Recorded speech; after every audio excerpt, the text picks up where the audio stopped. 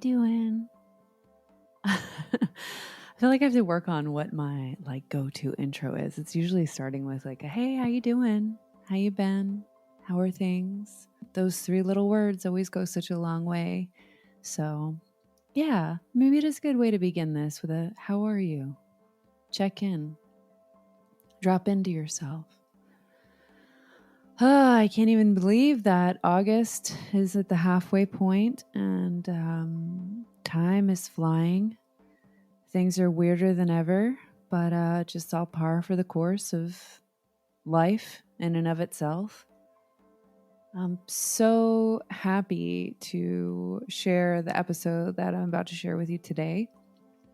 It's actually a second take of an episode that originally we had recorded almost a year ago when I first was booking guests for Radio Mentee and conceptualizing how I wanted it to go. Not afraid to admit that sometimes, even the road to what is the saying? It's no, not quite the road to hell is paved with good intentions, because I don't think Radio Mentee is the road to hell. But yeah, it's kind of the theme of Man Plans, God Laughs. So when I first started Radio Mentee, the platform that I was using wasn't that reliable for recording. So some of my episodes got a little wonky. So the tracks wouldn't necessarily sync up. There were some issues. Basically, P and I recorded an episode a year ago, and my audio track was unsalvageable, terrible. And I was super embarrassed. And I kept thinking that I could salvage it, but I wasn't able to. And P graciously and kindly allowed me to have another opportunity to do an interview with her. And I have to say, I think this second one is even better than the first. So, in the almost year that it's been since I started Radio Mentee, I've gotten so much better at editing and doing all the things and learning how to record properly. So it's mistakes that I've learned from. And some of the episodes that I lost, I'm hoping to do take twos. And if not, then they just weren't meant to be. Mandalas of media washed away with time and new experience, I guess. So, yeah. But basically, this is a really good one. We laugh a lot, as usually seems to be the case. I love to laugh. But this is just good. P keeps it real, and I just love her energy. She's just really special human being. So, yeah, a little bit about P. P describes herself by saying, I am P the Fairy, and I consider myself an Afrofuturist and seer. My work is about possibility, potential, and realization. I'm a strong believer in universal consciousness, and I aim to spread the idea that everything is connected. The possibilities of what the universe can provide are endless and all within reach because we are already connected to everything. I want as many people as possible to understand that they are a part of every bit of this world.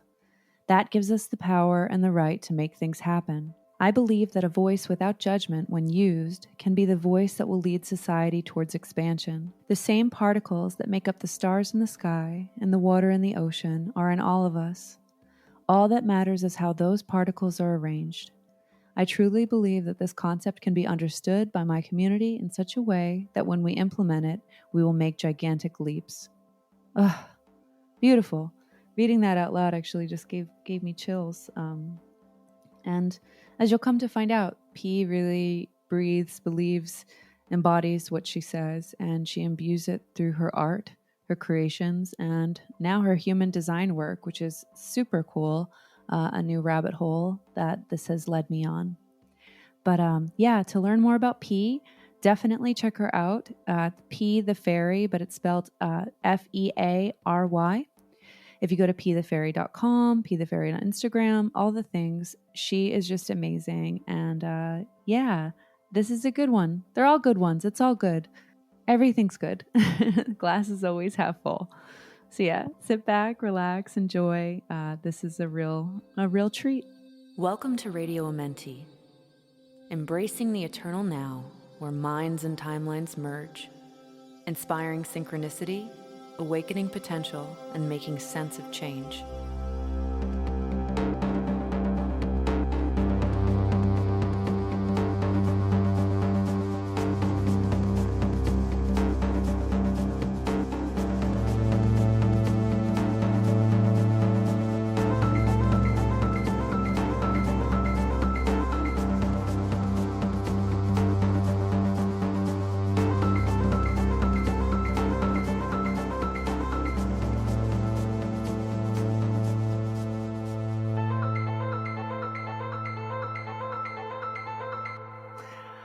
P, thank you so much for coming back on Radio Mentee.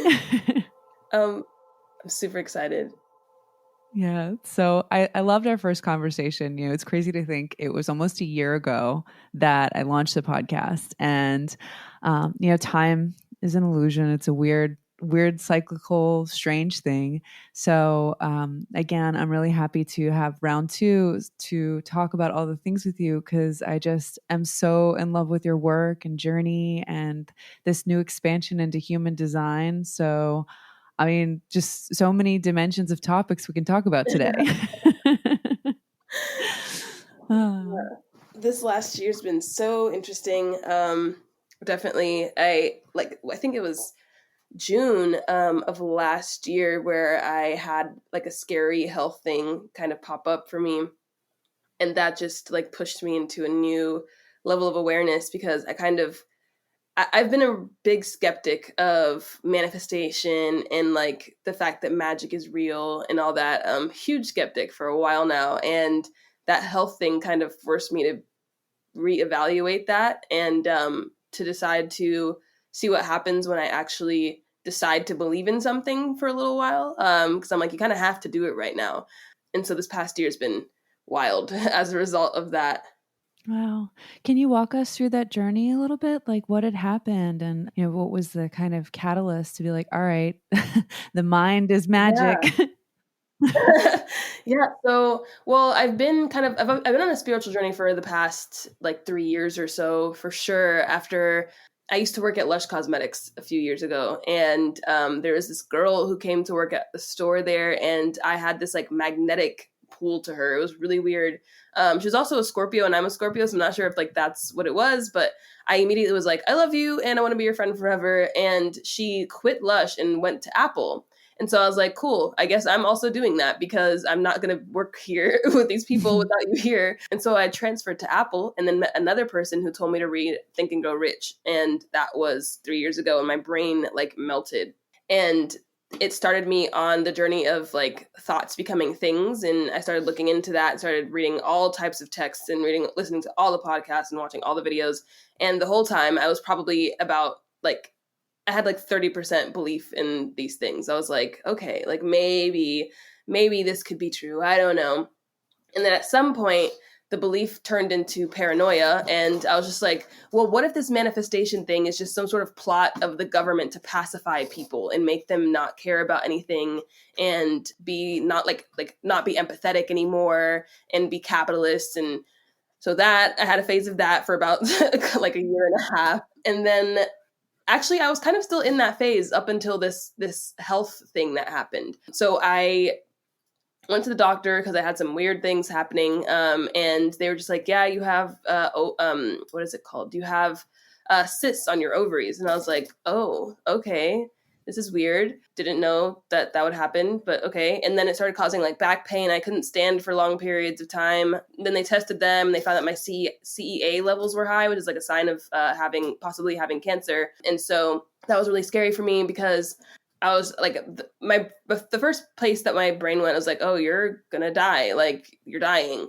And then I was just like, oh, you're gonna like lose the ability to walk. Like, so I just got really scared. I was super afraid all the time, and my levels of anxiety were through the roof. And I was already a pretty anxious person, but now it was like a constant fear of death or fear of being able to move around. And like dancing is like a big thing for me, and jumping around and being really hyper is like important to me. So then the anxiety got too much, and I was crying all the time, and I was finally like, okay, so what are we going to do? Because I can't live with this anxiety in my body. And I'm like, okay, well, I guess all I can do is try to manifest better health. We'll see if that's a thing that could possibly happen. And the whole time I'm doubting, I'm like, there's no way. Like, you can't do that. Like, that's just not a thing that happens. And so I was like, cool. So like, let's not start with health. Let's just decide that we can manifest in the first place. Like, let's try to believe it for real instead of thinking about it and questioning it. Let's experiment. And at the same time, I actually discovered Noah Lampert's podcast, and it was either in the beginning of this or like a little bit after I discovered what I had, and he started talking about these things called imaginal acts, and so I started playing with those a bit too. But this last year, I've just been deep diving into seeing what happens when I actually wake up every morning and I tell myself that I'm the one who creates my reality instead of being skeptical about it. And it's a constant choice. I have to constantly tell myself, like, hey, you're creating this. You're creating this. Pay attention to what you're creating. And it's unfolded some interesting things for me this past year, for sure. Amazing. I mean, as you've been toying with that and really incorporating that into your daily practice, have you noticed that help shift your health and spirit and mind? Somewhat, yes. So I do believe I haven't gone back to the doctor since then, just because I realized that going to the doctor really messes with my head and it makes like symptoms worse for me. So I'm just kind of waiting it out, which I mean, I'm not saying that I recommend that to anyone. I know my mental health and that I can't handle going to the doctor all the time. But I did realize that like I started being able to like walk normally again, and the constant back pain that I had, it started going away. At some point, like my period pain got easier for a little while, but then that didn't last forever. So I'm not really sure what's happening with that right now, but I can stand. And so that's nice. Yeah. And I feel, and my anxiety is pretty much like gone. Like the only time that I really feel anxious is if I consume like cannabis, and I purposely do that so that I can kind of process the feeling of fear. And I kind of like give myself anxiety so that I can sit with it and talk to it. But instead of like that constant fear of dying, I had a situation actually where one day I was sitting on the floor in my room, and I started like my body felt really weak that day, and I was just like, oh, you are like, you're dying. This is dying. This is what it feels like. And at first I started resisting it, and I was like, no, I don't want to die. And I started freaking out. And then I was just like, okay, well, what happens when you die? And so I kind of sat there and I'm like, well, just let the death take over, like feel it, just let it happen. So then I started allowing the feeling of death to like take over, and I felt myself dissolving, and it was a really beautiful feeling after the fear went away. And so that kind of reduced my fear of death also, because I was like, oh, it's actually kind of nice. And when I'm ready to go, it's going to be a pretty pleasant situation. And so that was something that happened a few months ago. And so my anxiety is honestly, it's so low lately, and that's pretty cool for me because I used to be anxious all the time. Totally. Yeah, isn't it strange how like it's like that anxious feeling is kind of like when you're at the top of a roller coaster and it's like you're stuck in the space right before you're about to drop. So it's this constant feeling of like, oh my God, when is it going to drop? When is the thing going to hit? But it's such a really powerful exercise to kind of surrender to that feeling and understand it so that you can work through it. I don't know if you've ever read a book. It's called The Body Keeps Score. No, I haven't. It's super interesting. It's just like how we do our trauma, our feelings, our thoughts, they manifest into things, but they also manifest into wounds, into pains in our body, and our ability to, it's weird when you think of like the psychospiritual aspect of things, of an anxiety or of an illness manifesting as something that's inhibiting your ability to walk or your ability to like feel in the present moment, to like create, like something affecting that area. That's like your center of creation, So it's weird how these things come up. And then if we work with them in the non-traditional way, finding a way to bridge, of course, like not to completely disregard medicine, but just our minds are so much powerful than we realize. I completely agree. And in finding correlations between what's happening in my outside world and my body has been a really cool thing that I've been playing with too. Like what I've been doing is whenever I feel a physical sensation like knee pain or back pain, if I can get my awareness back, because sometimes I focus on the pain itself instead of focusing on the fact that it could be something else. But when I get that awareness, I'm like, okay, cool. So let's get into the pain. Let's lay down and breathe into it and then ask it why it's here. And so sometimes if I get like knee pain, it feels like, oh, you feel unstable. You feel like you're not capable of doing this thing. I'm like, oh, okay, cool. So that's not true because you're capable of doing so many things. So let's just talk about that belief. Or the last thing that was really intense, I'm still on my cycle right now, but yesterday I was experiencing really bad cramps. And so I kind of put my consciousness into that part of my body, and it was telling me that it was transmuting powerlessness into power. And I was like, oh, okay. I don't know what that's going to result in my outside world, but this is interesting. And it felt like I was giving birth to power, which is interesting because in human design, I'm something called a manifesting generator. And that generator activation is a sacral center activation. And so basically I felt like I was clearing out any blocks that was blocking my generator power from manifesting onto the planet. And I realized that like I felt powerless for a really long time, but my design in human design is actually, I'm supposed to be like a battery for other people. I'm supposed to be a source of power for other people around me. And so it's really interesting, that process that's been happening. Yeah, that's wild because actually, I'm so excited to talk to you about the human design work because I had a reading once by a friend, super casual, and I think I'm the same as you, the manifesting generator, and it was just wild reading. I was like, whoa, because it's like you are a magnet, but in the same sense, it's like the polarity because it can also drain you. Right? Like giving so much out and then feeling things so strongly. I'd love to talk to you. So, like, all of this happening and then discovering human design work, like how did that come into the field? Like what was your aha moment with that particular medium? So I've been reading charts for friends and things for the past like 2 years because I found it a while back and I was just like, this is really cool. And I looked at my family's charts, and noticing things with my family is kind of what kind of made it click for me, because I was like, oh, like they were really like this. This is really weird. And so I would read for friends. I had a couple friends come over one day because they were trying to like heal through some things, and so we had a little shroom trip. And of course I got my human design book out and I was like, tell me your birthdays and your birth times, I'm going to read your charts. And so their minds were really blown by that, and I'm like, oh, I really like doing this is really enjoyable. But then I just forgot about it, and I was living by my design and trying to be a manifesting generator, and my belief in it kind of wavered too, because I was just like, I don't know about all this magic stuff, and how can the stars really tell us who we are? And I had these like doubts in astrology and everything. And then after the whole like situation of me being okay with death happened, and I started deciding that like I want to believe that there's magic in the world, I started looking back into my chart again and looking into the chart of one of my really close friends, and I was advising her in some life decisions based off of her chart.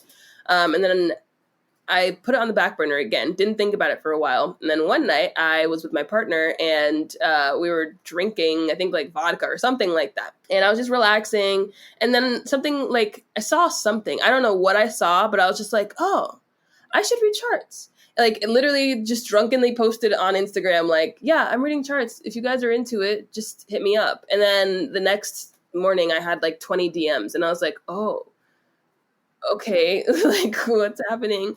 So then I started doing all these written charts, or I would write down readings for people. And then I read one for a friend over the phone for some reason. I was just talking to her casually one day, and then I just wanted to read her chart. So I was talking on the phone, read her chart on the phone, and I realized that I like talking out loud more than writing. So I'm like, oh, I need to do these on Zoom instead, because that is way more exciting for me, because typing is actually, I hate writing words. I don't know what it is. It's like since I was a child, my teachers would tell me like, you're a great writer, you're so good with words, and I'm like, I wish I never had to write them down ever.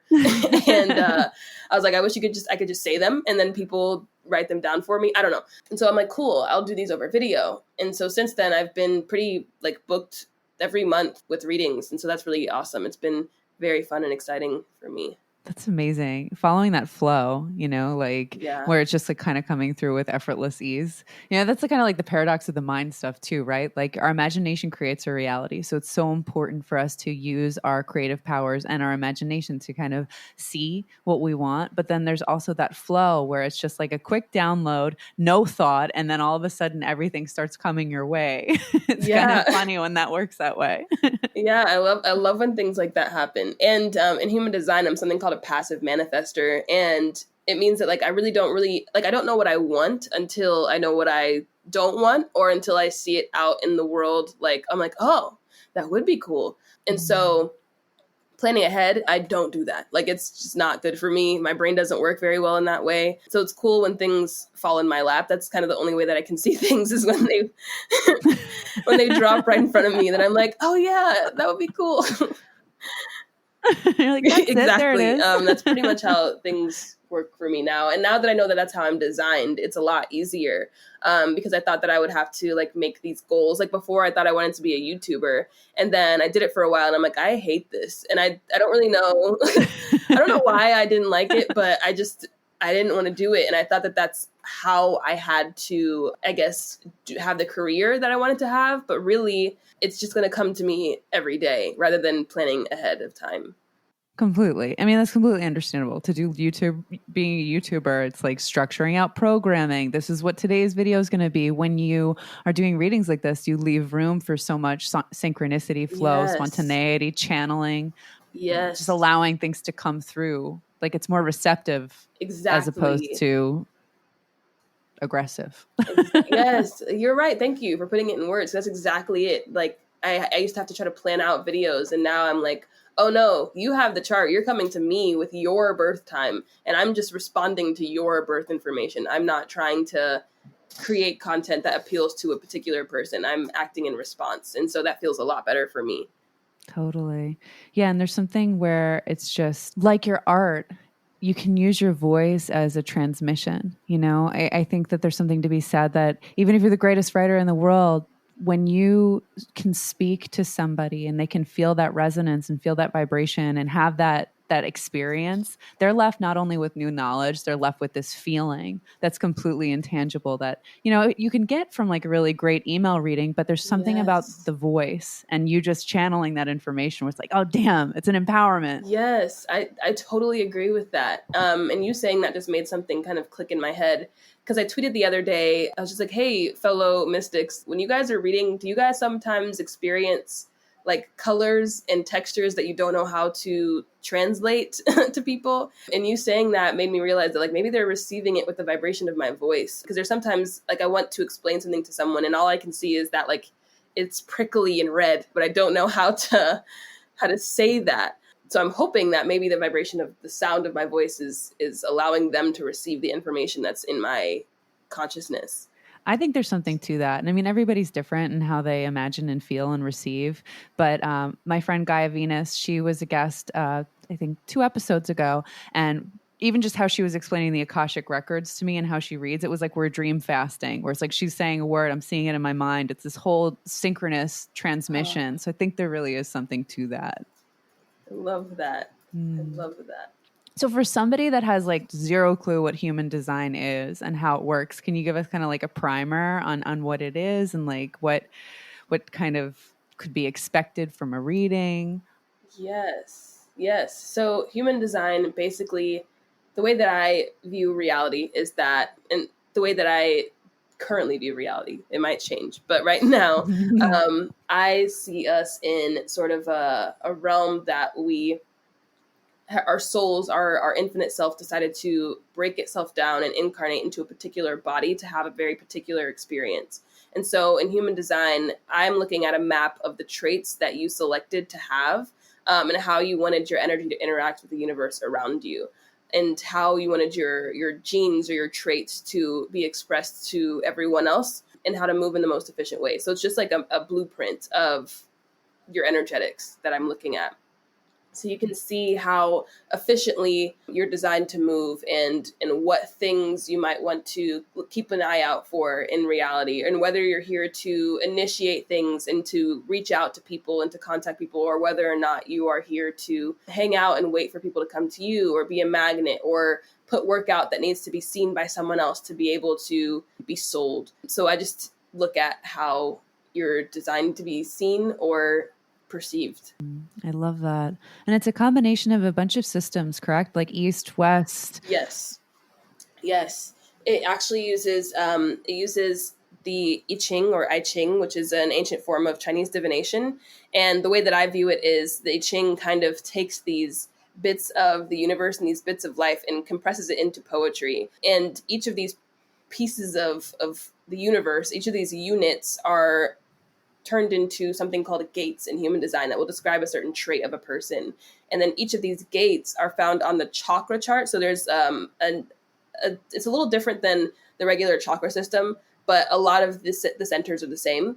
And each of these gates will pop up on the centers, and the centers can have energy traveling in between them. And that's where the Kabbalistic tree of life is kind of brought into, and the way that energy channels between one center to the next one gets brought in. And then astrology is there because you have all of the astrological placements that you have in an astrology chart. So you have your sun and your moon and your earth, which isn't astrology, but you have your earth placement, your Jupiter, Pluto, and each of those placements have a correlating gate on them as well. So you have astrology, Kabbalah, I Ching, and the chakra system all combined into one thing. Wow. Wow. Yeah. I'm like just imagining being the person that discovered all of this. Yeah, it was this man named Ra Uru who like channeled it, and it was just receiving information. And some things like he received through sound, and some things he received through visuals, but he just channeled all this stuff through. So it's really cool. Wow. And I do believe it's an evolving practice. It's growing and it's breathing with us. And so there's certain things, there's certain ways that I translate that other readers might not translate things. And it's just because if the human design system is moving through me, and so I express in a certain way. And so that's why I think it's really cool to have different readers, because other readers will have a different experience than another. Yeah, definitely.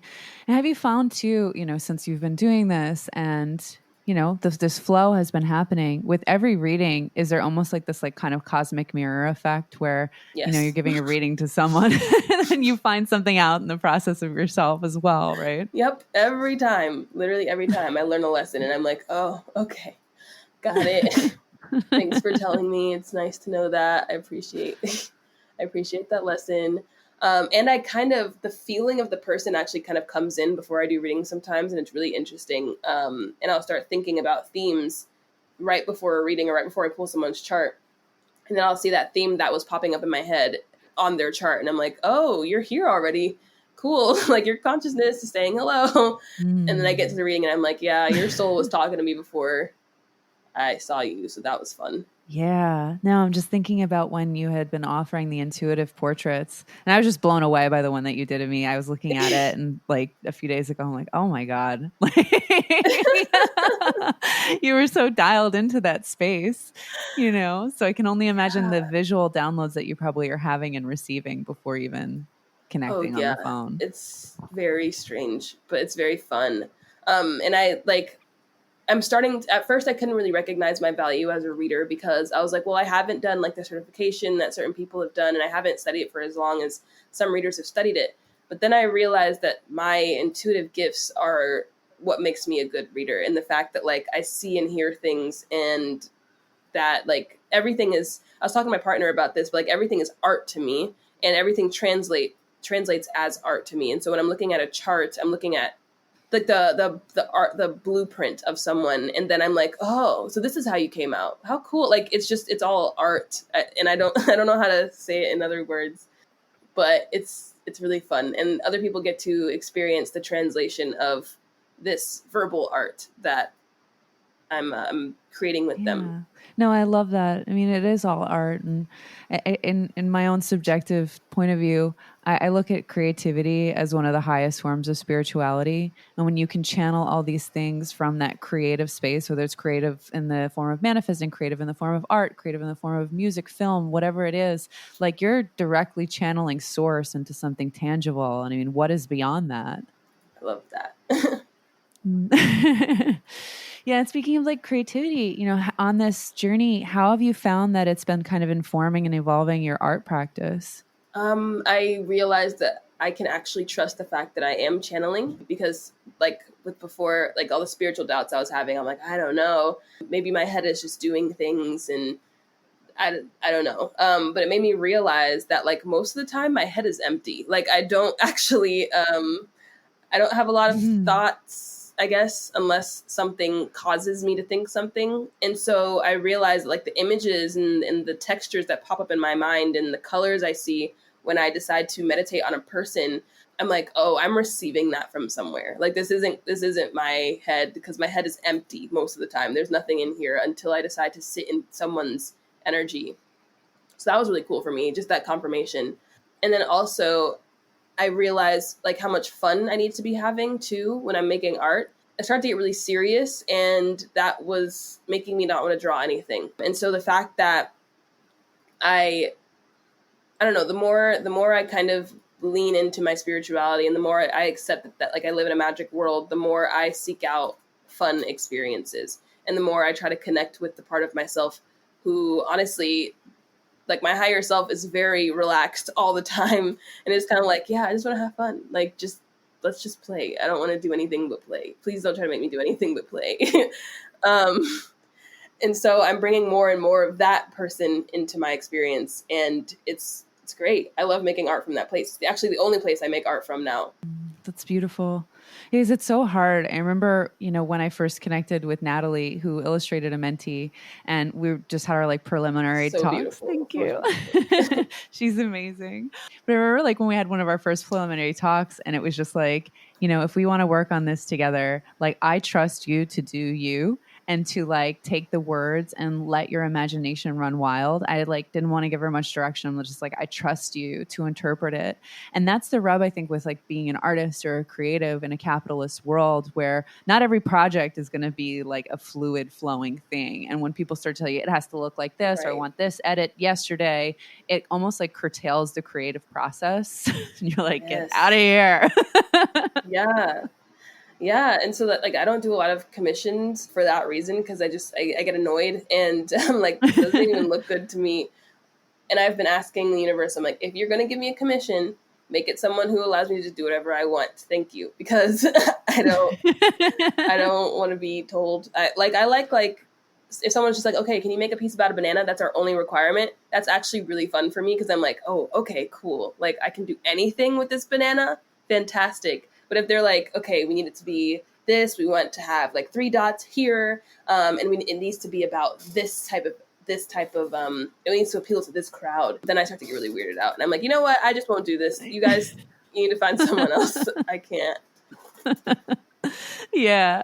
There's this meme, I don't know if you've ever seen, where it's like an artist list of prices and it starts like, I design it this much. I design it, you watch this much. You design the whole thing. And it's like $1 million. Yes, that's how it should Just be. $10 billion if I have to listen to everything that you tell me to do. Yeah. No, there's nothing worse than like somebody trying to get in the way of creative flow and tell you it needs to be like this yesterday. Right. Yeah, not fun. So, with your art, are you working on any new projects or anything exciting, like creatively, that's like new and unfolding? Well, I just finished a skateboard design, so that's kind of cool. It's coming out, I think, next year for this company. I don't think, I think I signed an NDA or something, so I can't say like who apparently. Hmm. But that was exciting, because a couple weeks ago I was just like, not a couple weeks, a couple months ago I was like, ooh, skateboard, that would be fun to design, and then they hit me up for that, so I was like, great, cool. So they got that out of the way, and I don't really plan ahead. I did just finish a Leo season poster, and that was really fun. But other than that, I don't have any other plans. Something will probably pop up soon. Yeah, definitely. It's kind of nice that way too, where it's like just allowing it again, like whether it's a commission, a creative project, like to just have these nice things land while you can really focus and stretch on everything else. Yeah, that's how it's been working. Because I've had like a couple podcast cover commissions that I didn't expect. I did some artwork for an astrology conference recently. It just kind of popped up when I was bored, and then I did something else. Oh, I did some work for a pretty large artist that I also had to send an NDA for. But the things just kind of pop up when I'm bored. So And when they need to, right? exactly. Yeah, I love your process too. I mean, I've never seen art that's looked like yours before or since. There's just something so deeply affecting about the way you play with those dreamscapes and colors and just capture a feeling. When you Thank I you. mean, I can imagine art's always probably been a part of your life, but kind of discovering this process, like what kind of led up to finding that unique formula? Um, I, I don't know. I just I kept playing with things, and then I kept wanting to make things simpler and simpler. So like it started out with like my work used to have like tons of textures and colors, and like it had a lot going on. And then I was just like, there's so much to look at, and I want it to be simple, but very very like you can't miss it. And so I like a lot of like vibrant colors, and I like things to be kind of sparkly.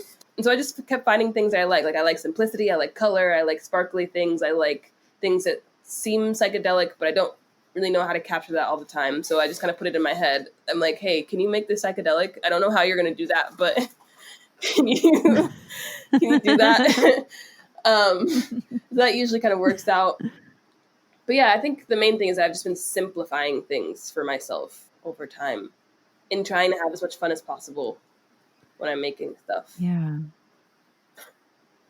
Yeah. That's so key.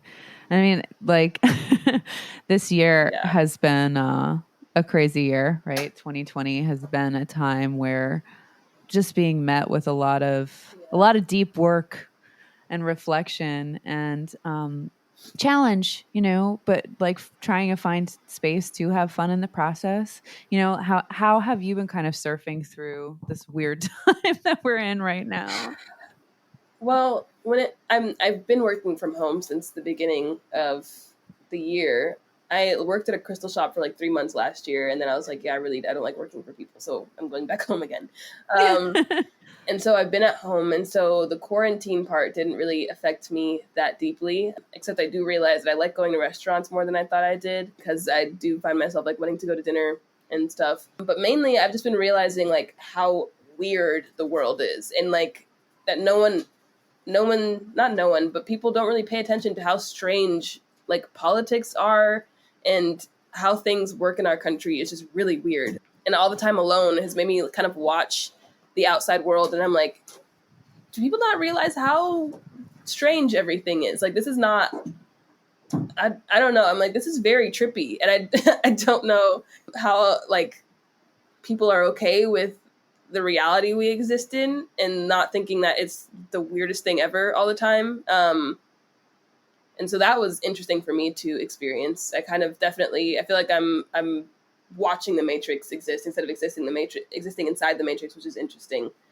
And yeah, I've just been watching. That's been Yeah. my main thing with everything that's going on, all the change that's happening. I've kind of like stepped outside of reality, and I'm like, wow, what a strange existence.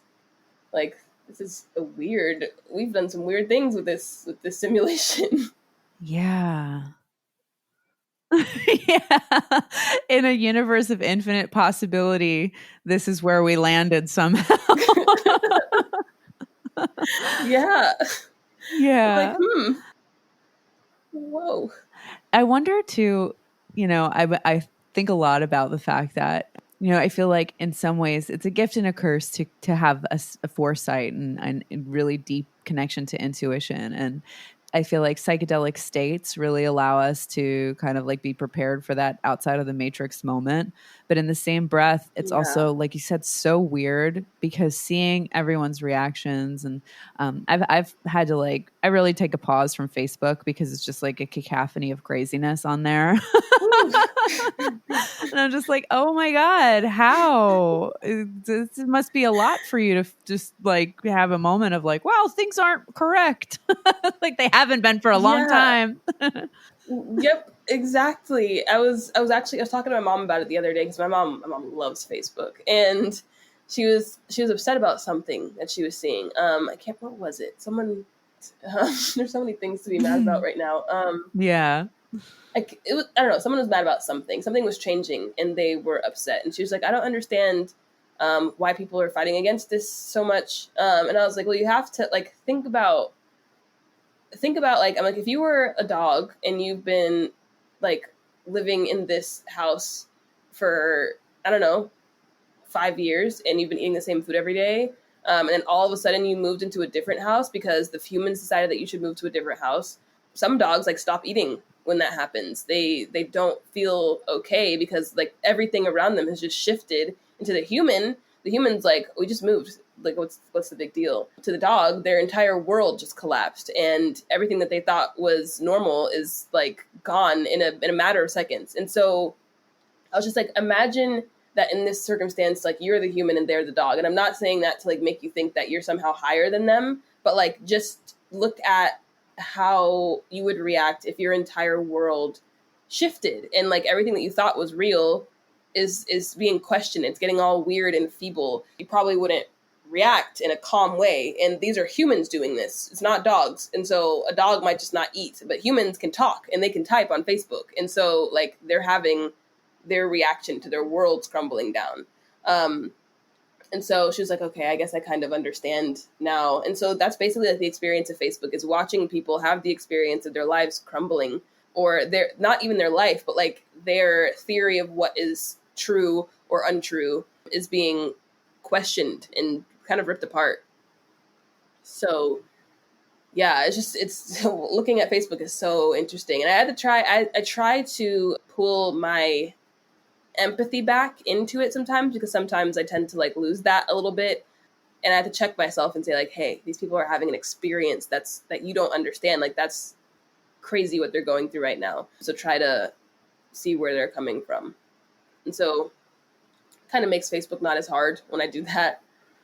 Totally. And there's that's a really interesting exercise in empathy, right? You know, my friend and I talk all the time about just like we're constantly psychoanalyzing and looking at things and trying to be objective and are interested in trying to find a greater narrative, but also know that like again, like truth is a nebulous concept has become like the mantra for 2020. But it's like Yes. you have to hold empathy because in some ways like people like us, like we're very lucky to be kind of like able to think outside of the box and have done that for quite some time. To have your illusions Yeah. and sense of control and sense of protection and sense of safety completely shattered with no preparation, I just can't even put myself in those shoes. So I have to feel like a Yeah. sense of sadness almost for it. Yeah. And I do get some excitement. I did have this weird excitement in the beginning of, which I'm just kind of even scared to say this, but like when the world started getting really weird because of the coronavirus, I got this weird like exhilaration because I was like, whoa, people's realities are shifting really fast, and that's exciting for me because it's kind of like watching someone have a trip for the first time, and it's like, yeah, you're everything is real weird for you, huh? And and, um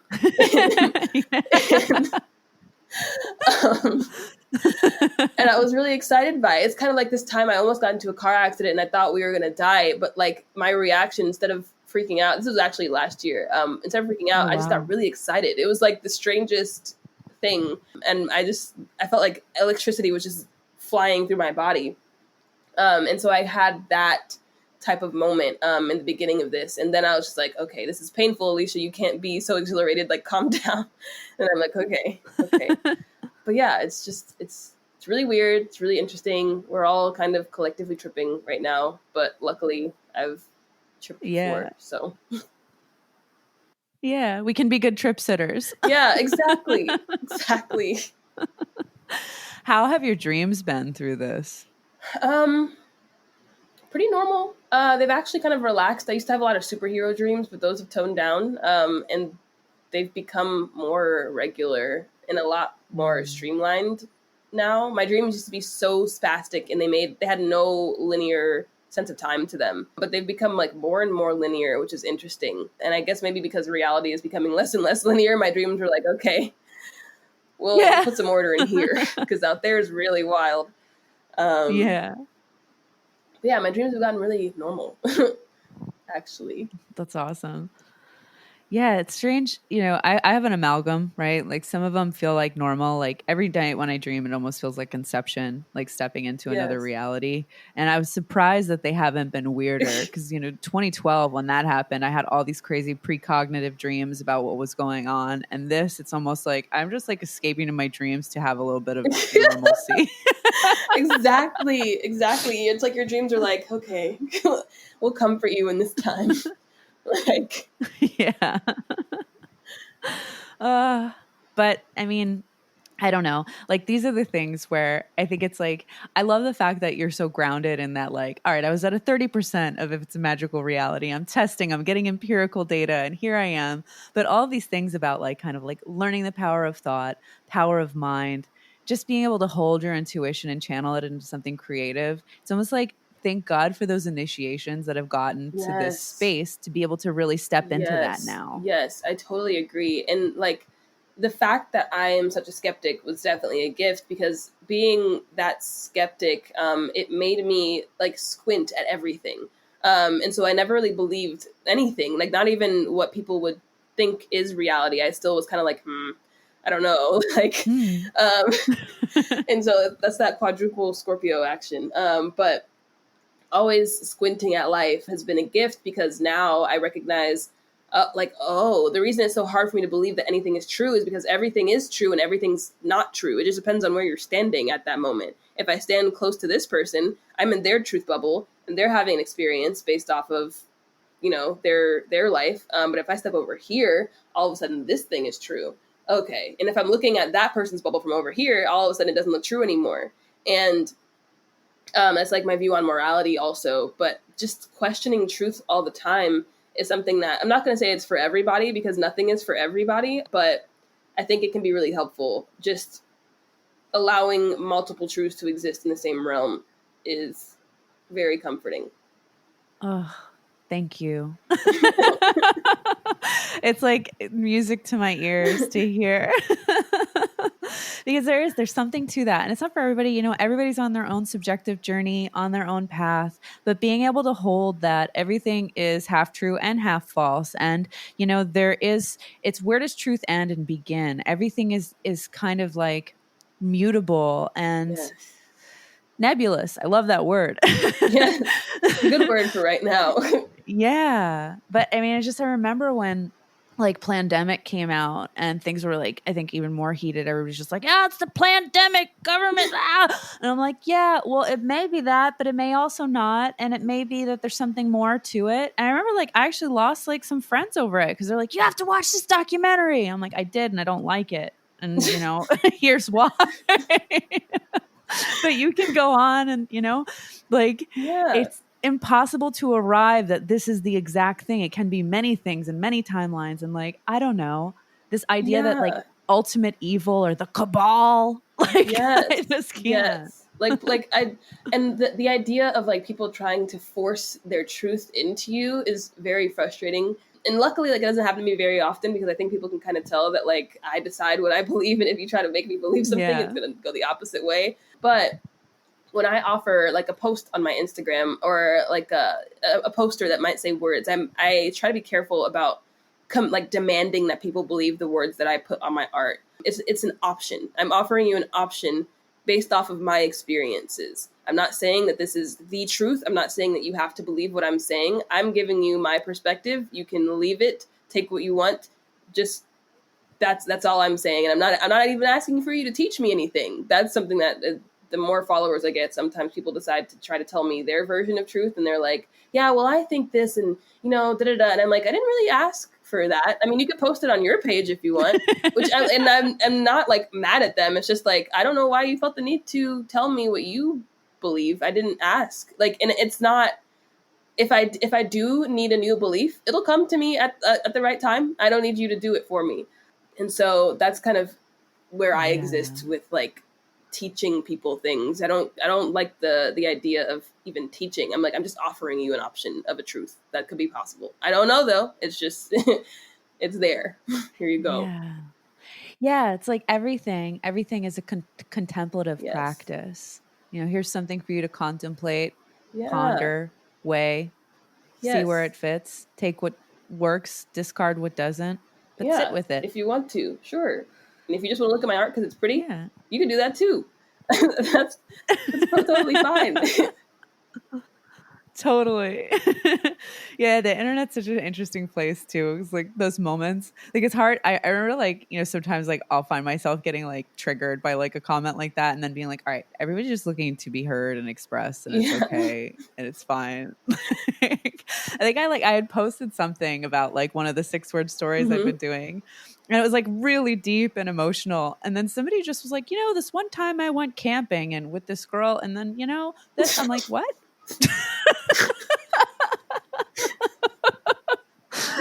I know the Okay. exact energy of what you're talking about, and it's like, what? Where are you coming from with this? And then sometimes you're Yeah. just like, people want to talk, I guess, and they want to talk right here on my post. But okay, Yeah. But it's they're a so teacher funny. too, where you're just like, okay. Okay, What's your human design? Let me take this another step further and yeah, it's find like, let me out find out why. about you. Let me what's going on in your chart. I want to see. Let me experiment with you, since you decided to interject yourself into my life, which is fine. Yeah. God, I love having all those tools though. I mean, it really is so interesting when you have these different lenses of like viewing this Yes. strange reality. Yes, and it's so cool. It like every time I read a chart and someone talks to me about their experience, or I find out information about like my friend's chart, I'm like, this is a video game. We're in a video game, and you guys like you've picked characters in this video game. Like that's so wild. You chose how to exist in this realm. You chose your traits. Like I don't know. I think it just makes me think that we're even more and more in this giant game every time I read a Yes. chart. Oh my God, I love that. I love that metaphor. And like I think I've mentioned this before because it's like one of my favorite visualizations. And I love that you see it that way too. Is like, when you are in a video game and like you get to choose your mana, where it's like you can have this much Yes, health, this much beauty, yes. this much. It That's really is like literally how that. I read charts. Yeah, and it's like Mario, because then like mushrooms give you strength and we're chasing Yes, gold coins away from the reptilian overlord. exactly. And that's the thing. And then have fun with it, right? Because it's like, Yes. God, all these things can be true, but also like, What's I so don't much know. fun? Like Yeah. that's, and sometimes I feel kind of vapid. Like a friend of mine, and I'm thinking of maybe doing a podcast with her or something because it's fun to talk to her. But sometimes I feel like if people overhear the things that we talk about, they'll probably think that we're the most airheaded, vapid people ever in the world. But like my higher self is vapid. And, like she's just like, I just want to relax. Like, I just want to have fun all the time. Like, I don't know. I just want to. And I'm like, that's interesting. Because I'm like, what if this is what existence is? Like, what if existence is just this, like, airheaded being? Just like, yeah, I'm just. I'm just existing. Like, sometimes, like, there's murder and stuff, and that's really weird. But, like, and that is the energy of my higher self. And so I just try to have as much fun as possible because my higher self's into that, and she tends to bring me good luck. So I love that. Yeah, and I'm so glad that you said that too, because I think like a lot of people on a path of greater awareness and spirituality and kind of like going down deep rabbit holes think somehow that like the higher self is going to be like a serious version of yourself. Like you see some of these like angel card decks, and they're like these like steroided out angel guys, or like, like very serious women. And it's like, Yeah. I don't know. I like the idea that our higher selves are like, because it all is a cosmic joke. If you're not laughing in the other Yes. realm, what's the point? Yes, that's literally like what happens during shroom trips for me when I am trying to like guide people through things in their life. My the version of me on shrooms trying to guide people literally is just laughing at people the whole time. And like part of myself, like because my conscious self kind of shrinks and she's watching me exist and she's like, Alicia, that's not nice. Sorry, my legal name is Alicia. She's like, you can't just laugh at people's problems. But my higher self is like, this is so funny. Like you like you're taking this so seriously, and all you have to do is like sit down for 5 minutes and you're fine. Like you don't have to take this so seriously all the time. And I have to bring that into myself, into my own experience, and I have to laugh at myself all the time because I'll be crying on the floor about something, and then I'm like, "Are you serious right now?" And then I'm like, "Oh, like cool, it's okay for me to cry. It's totally fine." But then I'm like, this is a game. You're laughing. You're crying about a game. I'm just letting you know. Go ahead and cry for as long as you want, but like this isn't real. And then I come back to myself, and I'm fine. Yeah. But I mean, that's the metaphor of life, right? Like it is that, like whether you're tripping or you're just like another day trying to navigate the matrix, like there are those moments that are going to knock you off your feet Mm-hmm. and make you want to bawl your Mm-hmm. eyes out. But then when you just step back and go, holy shit, this is crazy. Yes. Yeah. And when you like allow Uh, yourself to see and experience from like neutrality, or even allow yourself like, okay, if this was like a joke, like if this was a prank that was being pulled on me, what would I experience this like what would I how would I feel? Why would I take this as personally? Would I be as deeply affected? And so I have to do that with myself periodically. And I don't want to say that I'm not trying to minimize emotions, because emotions are super important. They're part of our experience. We have them for a reason. But kind of stepping outside of them and like looking at them objectively is something that I think can help a lot of people. And again, not everyone, because not everything is for everyone, but probably the people who find this podcast will maybe want to take a second to step away from their emotions and like look at them and like observe yourself feeling the emotion, and not allowing yourself to be a victim of your feelings. Just allow your feelings to exist without you suffering from them, because they're trying to tell you something. They're not trying to hurt you. They're there to say something. completely. Completely. And it's like looking at like finding relationship to all of them, like that movie Inside Out. I don't know if you ever saw that. It was so Yeah, I cute. I have. love So cute. that. But there's good in all of it. There's good in the emotions of it. And that levity is a sacred thing, like laughter is such a powerful tool to navigate a really fucking crazy world that we're in. Yeah. Like I remember in Tibetan Buddhism, there's something called like crazy wisdom. And when I was in Bhutan, I don't know if have you ever heard of Bhutan? I've heard the word. Okay, so it's basically supposed to be the happiest place in the world. They have like the all around like general, I guess their census is that the happiest people in the world live in Bhutan. But also in Bhutan there are dicks everywhere. Like there is like a temple of penises. There's like What? it's like a sacred thing. Like you look at all these temples and there are just dicks everywhere and it's sacred. Like, okay. What? So it's like you can't help but be like, all right, I respect That's this. This is amazing. hilarious. But it's like you can't help but laugh. They have faces on them. Some are happy, some are sad, some are kind of like serious looking. And it's just like, life is That's weird so funny. and sacred. I'm just like imagining these like ancient like wisdom teachers who are like, okay guys, let's just make a bunch of sculptures of dicks, and people will actually start to realize what's going on here. Like just a bunch of dicks with smiles. Put them everywhere. Yeah. There's something to this. The crazy wisdom, these ancient temples. And, That's amazing. I'm I highly Googling recommend Bhutan going there. immediately. Yes. Thank you for that. You're welcome. Yeah, I think actually Anthony Bourdain had a segment where he went there. It's probably good to watch. He was such a beautiful, amazing soul. But oh my gosh, this hour has like flown by. Yeah. as I imagined it would have. But, moving forward, like for anybody listening, how can they keep in touch? How can they book with you? All the things, future, present, now. Cool. Yeah. So if you want to book a human design reading, I offer 3 different options now. I have 30-minute readings. That's like an intro to your chart. I offer an hour reading, which is a bit further information and along with like intuitive little pings that I might get. And then I do relationship readings for 2 people. And those are all found on peathefeary.com. And that's peathefeary.com. And then my Instagram is at @PTheFairy, so at PATHEFEARY. Awesome. Thank you so much, P. This has been such a joy. I'm like, my cheeks hurt from smiling. Thank you for having me on. I like this recording better now. Me too. This one's more fun.